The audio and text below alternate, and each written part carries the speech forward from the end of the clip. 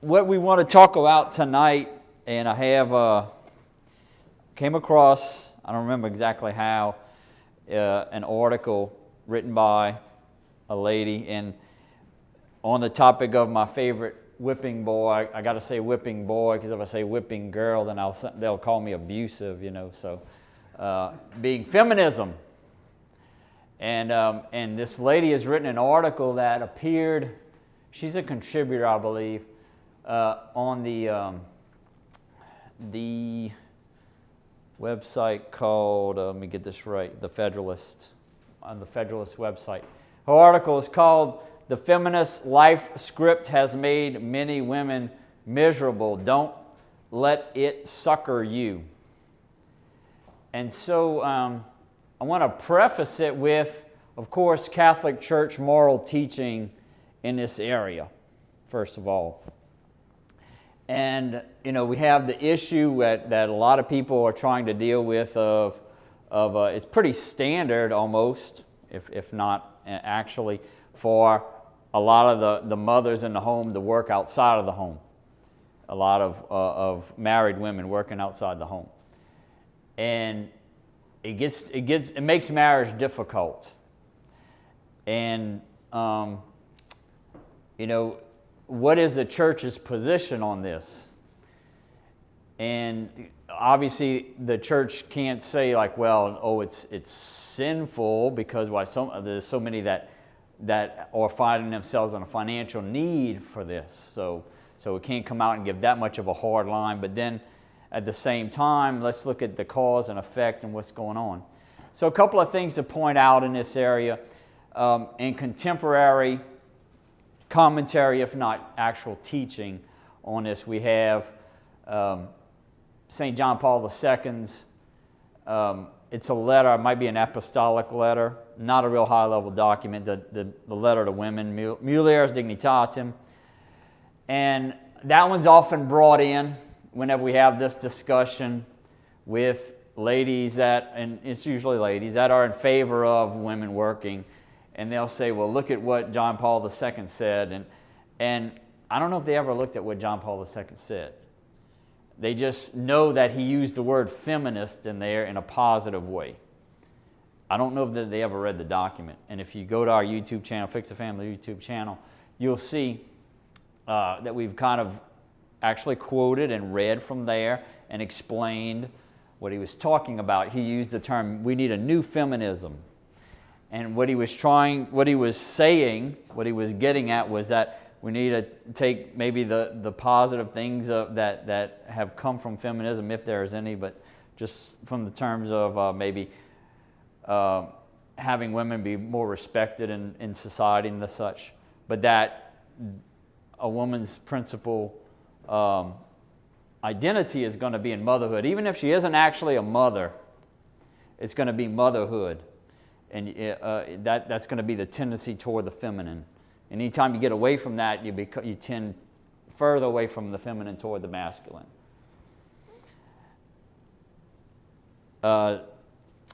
Venerable Archbishop Fulton J. Sheen, probably in the book 3 to Get Married, I've read so many of his books, or a related book that's closely related, because he has a lot of overlap in his books. Had the actual question asked, does a woman working outside the home take away from her femininity? And he said, not in and of itself, but a woman should work in such a way that tends toward motherhood, doing something motherly. And as we in the workplace know that doesn't jive real well with some occupations. Hey, look, with school teacher, great. Nursing, great. Office, not so great. Okay, so we have to, understand that not everything gels real well, but she's going to try to be a mother wherever she goes. And in some environments, That doesn't work too well. So anyway, we're going to hear from 4 women tonight. And all 4 women are actually talking against this ideal that basically the whole feminist-driven education system is pushing young ladies toward, girls and young ladies toward. Even Catholics, and in my most humble opinion, I believe the Catholic Church and Catholics themselves should be the ones that are pushing back most against it, and that's actually obviously not happening, because we don't see young ladies coming out of these Catholic schools, headlong toward the home. You see them headlong toward university, toward careers, toward leadership, toward everything that what we're going to see what a man does.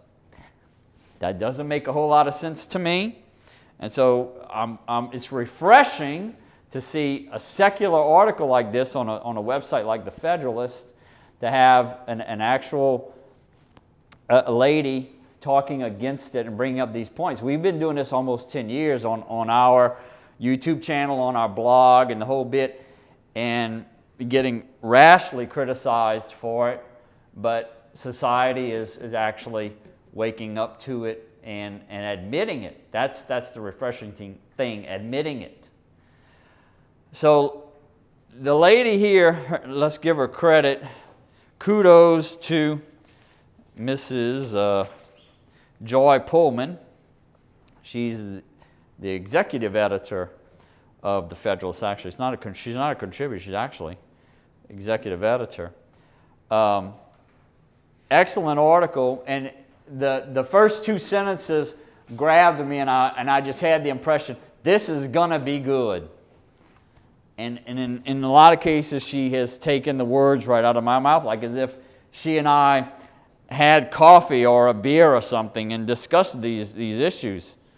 I was amazed. It was like when I was reading it, sitting on the love seat in my sanctuary with my wife.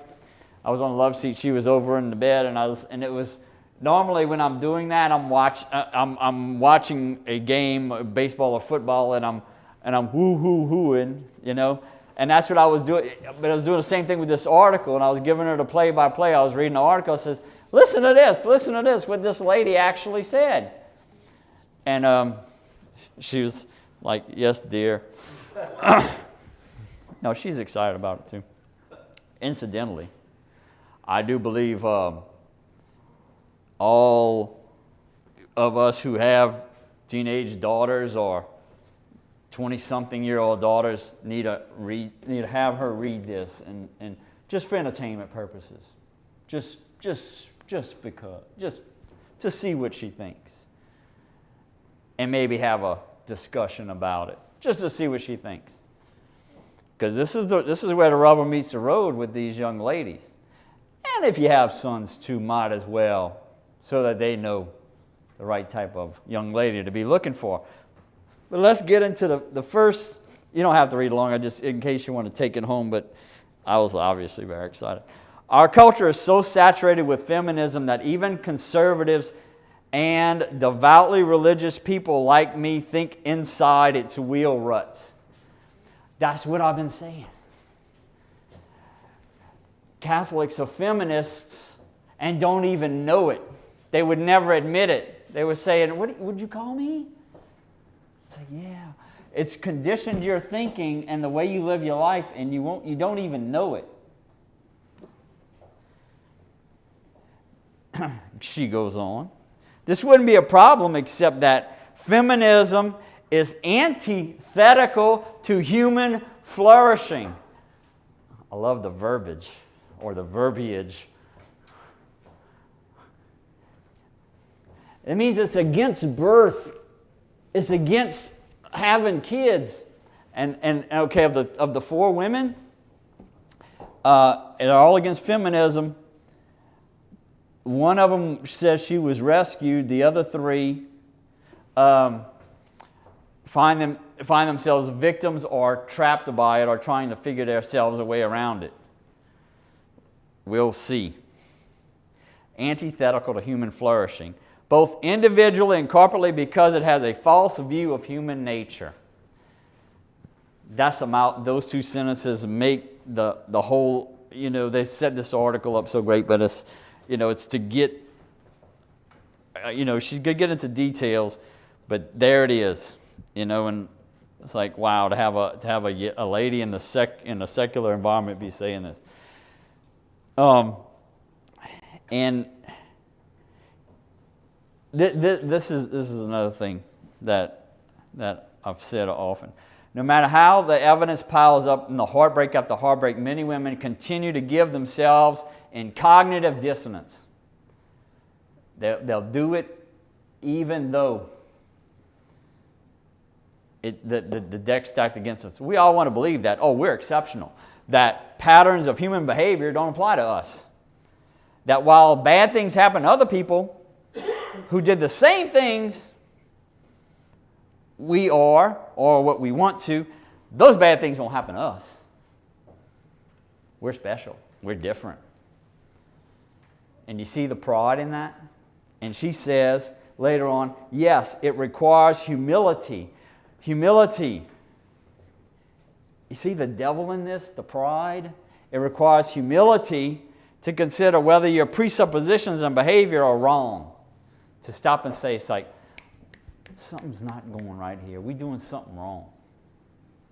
But what you may lose in feminist scorekeeping, you reap 100-fold in a richly happy life. So she goes on, how do I know? It's happened to me. How did it happen to her? She says, the day I started losing feminism, I saw a positive pregnancy test. And this is the thing. This is the thing where, I got umpteen videos where I was laughed off of YouTube.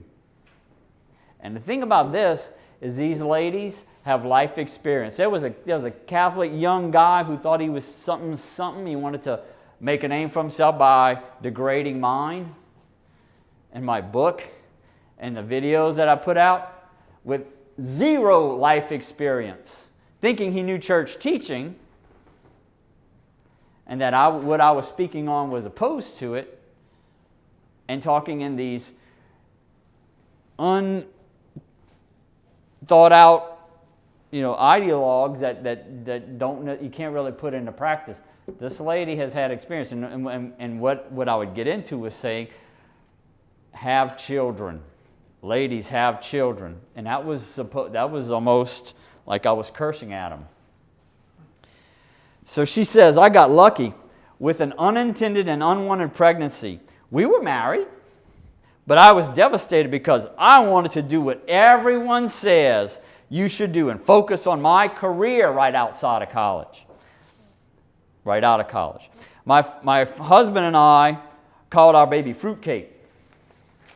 That present you get, nobody knows exactly what to do with.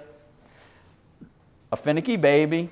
He kept that nickname deservedly for his first 2 years. Now it no longer fits him. Over time, I learned that I was distressed about this miracle when I should have been, and slowly became deeply grateful. That little boy saved me. And see, this is the one that got saved. By a baby. Well, it's interesting we talked about that at the time of the Christ child, but how about that? In ways that unfolded themselves slowly in my life, like a rare and precious flower, another petal unfurled this week. When I read 2 recent accounts from women, I would be far more like if I had figured out faster how to keep my womb sterile as I had planned. So let's look at the 2 ladies that she encountered recently. One's a 35-year-old. She embarked on as a creative, cycling through the West Coast cities and boyfriends in ways that may sound glamorous. And this is what's dangled out in front of our daughters if we got them in school and in society. This is what they dangle out there. Oh, it's so wonderful, these glamorous careers. And look at all the things you could see, all the things you could do. But now she sees it in retrospect as wasted her potential for creating a family.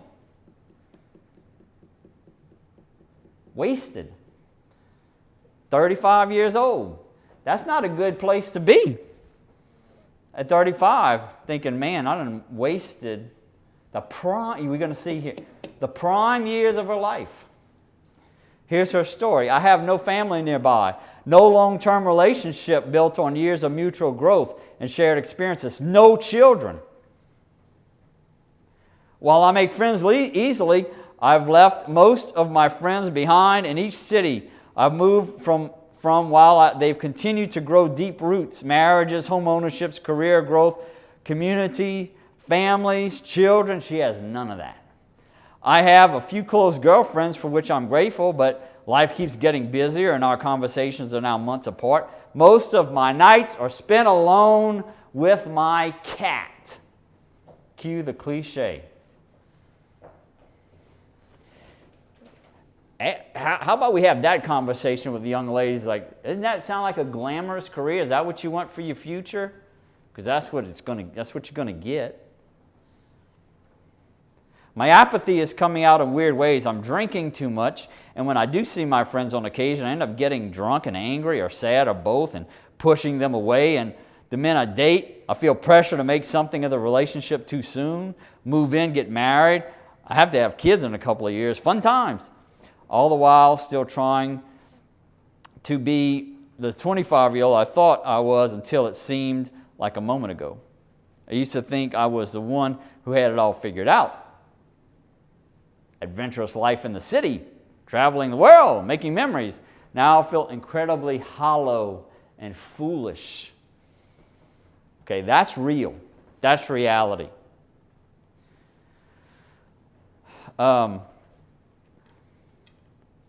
She gets into she did the research that we haven't done. We're making commentary on the obvious, but she has cohort facts. And look, I threw this out there on our Facebook page, and it's mostly Catholics in our audience. And there's been this wild debate going for the last week that I paid no attention to and not participated in. But they're going at it. I don't know what but I've read a few of the comments, and again, total denial of facts. Why? I don't know, but probably because it's this shot for a false ideal, and it's brainwashing, it's conditioning of do not trust a man with your future.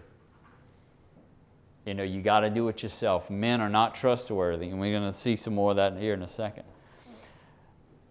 So she talks about how long it takes to have kids and all that, and so she subtract from 35 and you get 28 now. That's the median age of first marriage for women, but they're typically not getting married thinking they should quickly have a baby if they want one at all. And you see, what's happening is the numbers don't lie. You can't do anything about the numbers. You keep pushing that thing back, and your odds of having a family, the real family that you want, that you keep putting off, ends up being hard, very, very difficult to achieve. And some of the comments I was noticing, on our page was like, oh, well, I never wanted to have kids, or, they act like it's one size fits all. And again, feminine motherhood. If you don't want, then don't get married. Okay, but that's the primary purpose of marriage, according to church teaching. But I would be willing to go out on a limb and say that's a tiny minority of women, really. They happen to be the most vocal, obviously. We notice that. But they're not what's in the heart of most women. Because look at her research. 86% of women, of Americans, want at least 2 children. And delaying marriage, putting higher education and careers first causes them not to live up to their family dreams. New York Times reported in February that the gap between the number of children women say they want to have, 2.7, I don't know how you have 7/10 of a child, but that's the number, and the number of children they will probably have, 1.8, has risen to the highest level in 40 years. You see, as I was talking to a priest recently, he was saying, there's people are having enough of this hogwash that they're being fed, and you're going to have on the rise of what people really don't realize what's behind this is Thomistic thought, Aquinas-driven kind of thought coming into the secular world to breathe a little breath of life here. Let's see who's the next lady we're gonna discover and encounter. A 50-year-old career woman with, count them, 4 college degrees. 4 of them suckers. She's got to be the happiest gal on the planet. I mean, if one's going to make you happy, how about 4? See, because degrees are not kids. She's having degrees like as if they were children. It's like, how can you have 4? It's like, well, I had 1 and he was so much fun, I had to have 2, 3, 4, 5, 6, 7. You know? Do you like them? I don't get it. Okay. She says, Miss 4-degree, 50-year-old career woman, it's lonely when you see your friends having children, go on vacations, planning the lives of their children, and you don't do anything at night but come home to your cats and dogs. Another one. She's got company. You have other concerns when you get older and you live alone. Who's going to take you to your medical appointments? And you see, that's the part that they don't bring them to think about. They just think of the glamour and all. But those of us who are in the working world, and we see what happens, what the working world does to women, it will wear them out. They're not built for that. I had a lady come to my wife, and she since passed away. About as old as my wife. She passed away. But she came and she was having health problems and things, and she says, the working world is not meant for women. You know, but you got to find out the hard way. But this is reality. They don't talk about like, oh, make sure you find someone that's going to be a lifetime companion to be able to take care of you when you start getting older. If something should happen to you, there's no other income there to help you. There are things you don't understand when you're in your 20s because you don't think you'll ever get old and have health problems. I want to tell women, you see, she wants to talk to women in their 20s too. Now, if I said this, I'm glad a woman said this, because if I said this, boy, I would be put in jail. But she says she wants to tell women, find someone in your 20s, that's when you're still cute.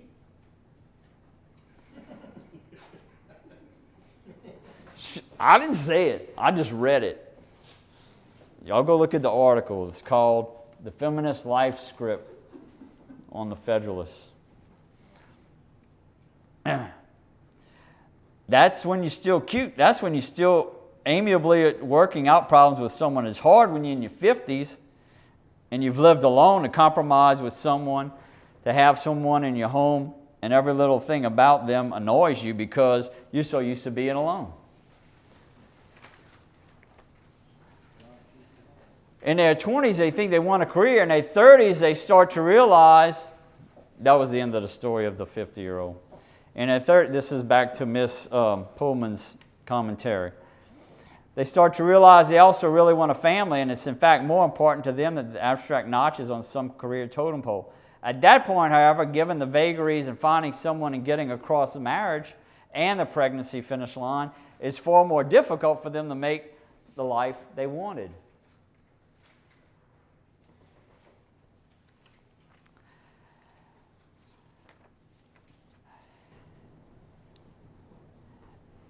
And then I got another article too. It might be a good time to break away to that one of lady number 4 we want to talk about. And that's not in the handout. Since I posted this article, another one of our viewers sent me this one. It's not on as popular of a website. It's called Quillette. I've never heard of it. But the lady writing this article is Marilyn Simon. She's a college professor in Shakespearean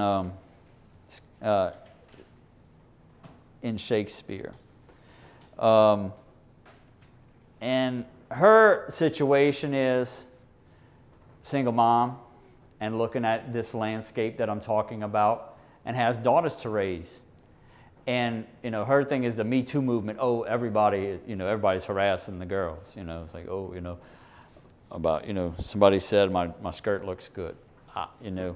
So, and she's saying, why are we playing ourselves to be victims, when we actually want to be attractive? Where's all this victimization coming along? And are women really that weak? So she says, I'm unable to see the benefit of raising young girls to have a martyrdom complex as a defining feature of their identity, like as though everything is centered around men. But she says, there's this tacit thought by men that, women need us. So they're out there saying, we don't need men. And she's like, heck, they're right. She says, pragmatically speaking, the notion that we don't need men is largely true. As a single mother and a single woman, I'm certainly poorer than my married counterparts, but I'm running a family household successfully, if not chaotically. But she's doing it. She don't need a man. But she's admitting that she's doing it with a whole lot less money. But if that's what floats your boat, hey, it's not what God intended, though. And she says, I don't need to sleep with a stuffed animal at night. But what I'd insist on mentioning this at every opportunity, it would become abundantly clear that the idea dominated me. And this is the idea that feminists want little girls to dominate them. I don't need men. And they have to go around saying it all the time. And she says, although, get this is a good point. Although women may not need men, men still need women. She says, I've never encountered a heterosexual man who isn't constantly preoccupied with the thoughts of women. For any heterosexual men in proximity to this, test that theory. That's all I got to say. Back to Miss Pullman.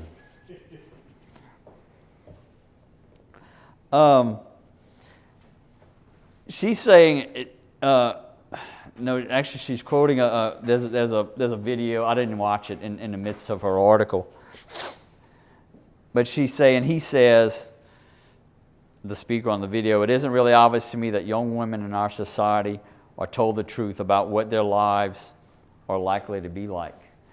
And in our Feminist Lies series, we cut into it right at the beginning with Feminist Busted, where there was a Harvard law graduate who saw that and saw this and took off. With a Harvard law degree, decided she wasn't going to be a lawyer. Lee Sing. And so, this stuff is real and it's true. But they don't, she said, it's just, her title of her article was Bridegroom for a Career. And she wasn't prepared for what she was facing as a working mother. It simply does not work. Ladies, you can't have it all. You can't. Men don't have it all. You can't have it all either. And so, to round this out, she makes the point of, and it was the little fella, the guy who was criticizing my videos, where I was encouraging women to marry young, in their prime, during when most of them were at college, and start a family. And he was like, it's ridiculous. For the average woman, this is a woman saying this, for the average woman, overall attractiveness will likely peak in her mid-20s, then start to fall for pretty much the rest of her life. I'm reading this. I didn't say that. I'm reading it, okay? Don't kill the messenger. For men, their looks similarly decline. I had hair once. But their power, status, and money start low and go up from there. which can offset even more, or even more than offset declining looks for a while. When young, women are at the top of their game, while men are still underdeveloped. So the average woman has much more attraction power than the average man. By the time we hit 30s, this situation starts to reverse itself. And you see, this is the trap. I said, don't get suckered by it. This is the trap set for all these young ladies out there. Catholics should be able to see this plainly. If we're real Catholics, we shouldn't get caught by this thing. No matter what's happening in your schools, no matter what's happening in your church parishes, you should be able to see this happening. This means women have the most marital bargaining power in their 20s. The smartest, if young ladies, if you're smart, you got all these college degrees, the smartest female strategy, and I understand, people making comments on this thing out there saying, that's the dumbest, stupidest thing I've ever read, without giving us any idea on what's wrong with it. Facts, cold, hard facts, but it's dumb. Just because you're uncomfortable with it makes it dumb. Okay? But the smartest strategy is to marry young and lock in a husband. I like the way she puts that. Lock him in. Before they have to compete against a younger woman. This is exactly opposite. I want to go back and listen to some of my videos and then refer to this is exact opposite of what our society tells women to do. It tells women to do the same thing that men do. And I've been saying this over and over and over again. Feminism is getting women to act like men. There it is. We got the executive editor of the Federalist admitting it. But women are not men. You see, and that's the thing. When you start to blend this stuff and blur this stuff, you start looking like a real liberal because they don't want to admit to a gender identity anymore. You got to call your kid a it. Yeah, we had it. It was born. You see? No difference in sex. Our bodies are different. Our fertility is different. Our priorities are different. So while men can recover and even may benefit from later marriage, women are extremely ill-served by it overall. Women need and deserve their own life script. Welcome to the Catholic Church. Simple. This stuff is so simple that, it's hard to imagine that we've gone anywhere from it. Look at all the church teaching since Christ himself. Consistent all the way through. And all St. John Paul II was saying is motherhood. Ladies, don't forget motherhood. But they want to go grab the footnote quote at the end of the document that says, if you got to work, then you got to work. So see, he's saying they all have careers. No, he's not. Not in the least. So, it's really a bill of goods, and unfortunately, it's like the Nazis, it's like the communists. It gets the kids while they're young, and starts indoctrinating at an early age. And we finally have some witnesses. These are all females. We have some witnesses who are willing to admit it. And those of us who with daughters should, people say, they tell me, you're controlling your daughter's lives. Like, well, how are you not controlling your daughter's life by forcing her to go to college and forcing her to pick a major and forcing her to pick a career? Tell me what's the difference there? Parents, it's our duty to properly and rightly guide our children, even into adulthood.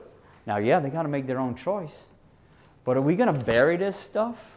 Are we going to hide this from them and just send them into the devil's workshop to deprive them of a future that's going to really make them happy? So that they could just live with their cats? And we got to think about too. Do we ever want to have? Do we ever want to have a heritage? Do we ever want to have a lineage behind us? Because if we don't, then I mean, all we're going to have for grandkids is pets. God bless you.